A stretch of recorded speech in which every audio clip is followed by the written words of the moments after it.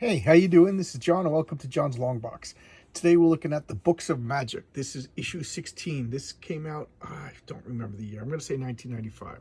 But this is by DC Comics, but by their Vertigo imprint. Okay, let's look at this cover.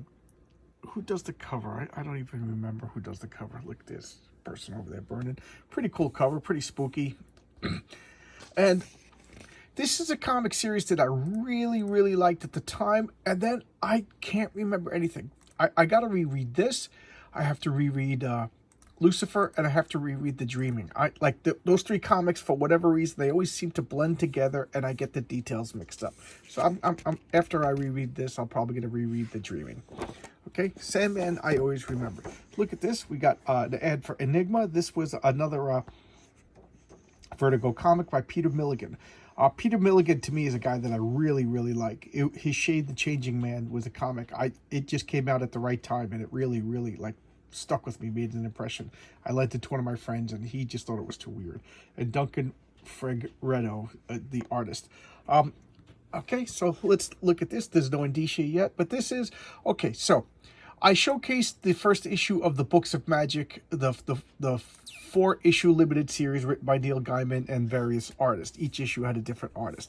And what the premise was DC asked Neil Gaiman to coalesce like all the all the DC Magic lore and make a story out of it. So he did what I think is a pretty clever. He came up with Tim Hunter. So what it is, Tim Hunter was born a magician, like Harry Potter.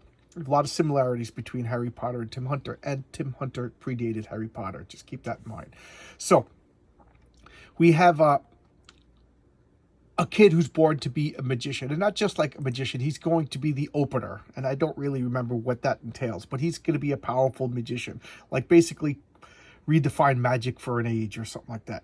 So all the DC Marvel, I keep saying Marvel, all the DC magical beings come and tutor him. The first issue, they talk about the past, they talk about the present, they talk about the future, and then in one of them they go to like the fairy world, stuff like that. It proved to be very popular, and then they made a running series. And this is the running series. I forget exactly how many issues it lasted. But okay, so here we go. So what happened? The last issue, Tim, like he's learning to control his magic, and he found this place, and he called it like a childhood place. So it was like a little alleyway, a little, little foresty in between houses, but because of his magic, it transported him into like this fairyland, and it's like a soft place, like in between worlds. So it kind of changes. It's morphic. I forget the exact same term. So these are little gnarls. They're like little wood fairies. They're like little dryads or something like that. They're little beings, and they live by a tree. And Tim Hunter and his girlfriend Molly, and Molly is a very personal character to John Ray Ryber. Matter of fact, he wouldn't let anybody else write Molly when he left the series, so she had to leave. And I think she came back later, but whatever. And she's just like tomboy. She's really tough. She's a really cool character. And she, like, I'm going to go off to pee. She's like, nature's calling me. And if they're like, oh, nature's calling you, these guys are following her. They don't know what she means. It's a euphemism. So she goes off away from Tim to pee. And, she's coming back from peeing, and she sees all these, they call them Lacey dolls, but they're Barbie dolls. And she's like, look at these stupid dolls. What kind of girl wants to play with these with big boobs, tiny waists, blah, blah, blah. And she's dropping them, and she sees the dollhouse. And she's like, wait a minute. This is like Tim Hunter's childhood place. So you telling me Tim used to play with dolls? She's like, I gotta make fun of him. It would be reprehensible for me not to tease him. She's kind of a scutch, as my father used to say, a shoebreaker.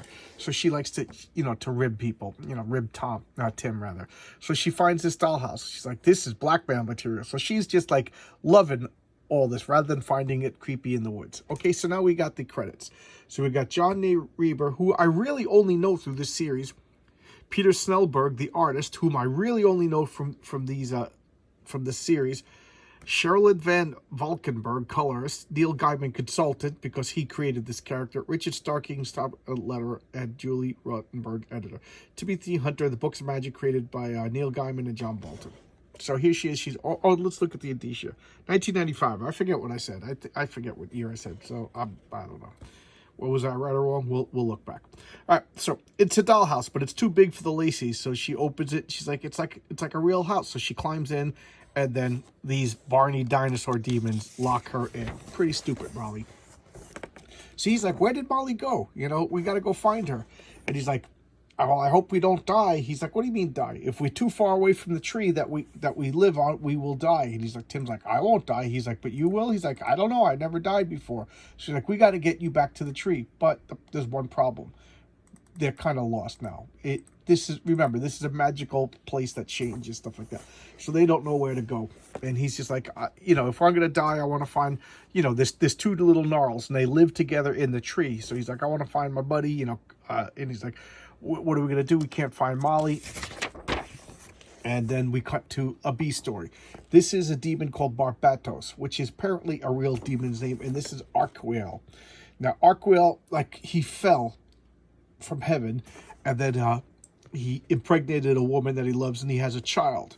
And then he repented, and God locked him up in chains. And then Barbados tricked him into thinking that his daughter was about to fall into an endless pit, and he broke the chains to save her, and he turned into this like baby demon. He's like, he goes, you're the only demon, you're the only angel that fell twice. You should just be a demon now. And you see his wings are like almost like flaming and stuff. Like, you tricked me, and blah blah blah blah. And he's like, oh, you fallen, the twice fallen fool, you know. And he's just this demon, like, he doesn't seem to like shoot fire and stuff like that. He's just very crafty, kind of like a Loki type of demon. And here he is, like, summoning junk food and tempting him, and like, yeah, you know, do my bidding. He goes, oh yeah, well, why don't you go back to beg to God to forgive you and stuff like that. He's like, all right, you know, I'll work with you to save my wife and daughter, and blah blah blah. So I went back to her. She's trapped in the dolls. It's got real fire, and these creepy looking like Barney monsters are outside, just like, stay in here, you know, we're gonna keep you, and you're gonna grow up, you're gonna be pretty, you're gonna have a tiny waist, you're gonna have big bras, and you know, we'll marry you off, and blah blah blah. And she's like, I don't want that. She's a tomboy. That's the last thing she wants. She, you know, she likes to play in the mud and run around and stuff like that.